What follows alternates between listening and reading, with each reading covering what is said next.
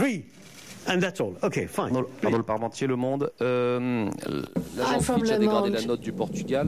Est-ce que vous pensez qu'il y a un risque de contagion et comment vous analysez la situation financière du Portugal? For Portugal. What do you think about the situation in regards to Portuguese finances?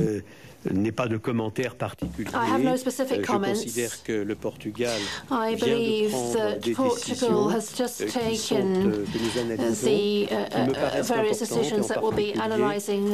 I think they're important, and in particular they involve a pay freeze for civil servants for a period of several years.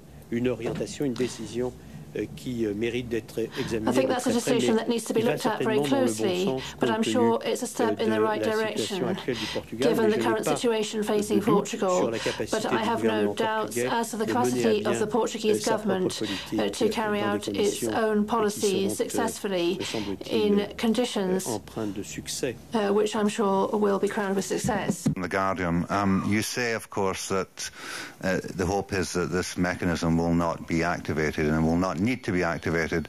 If Greece is borrowing in April and May when it has to go to the markets at the rates that it is currently borrowing, the price it's currently having to pay, will that represent ultima ratio? Not sure I got exactly your point, but I expect the working assumption is that the decisions they took, and I insist on that because it was, as I said, convincing that they would add 2% of the GDP of additional measures to be sure that their 4% of the GDP would be delivered as they had committed.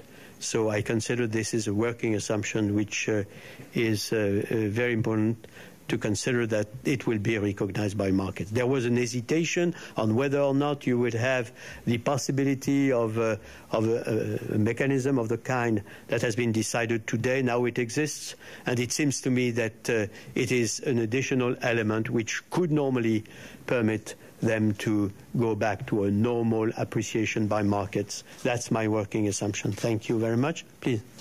Yes, a variation of that question. If Greece requests Eurozone and IMF help, what criteria will the ECB use to assess that request? What will you look at?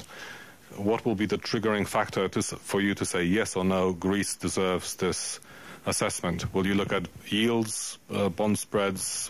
If so, what is the triggering bond spread? As you know, because it's the core of the decision that has been taken, it supposes that you look at the situation and you make a judgment on the financial instability that would be stemming from this for the country and for the euro area. That's the criteria that are at stake. But again, it is not our working assumption that this will have to function, but this would be the criteria.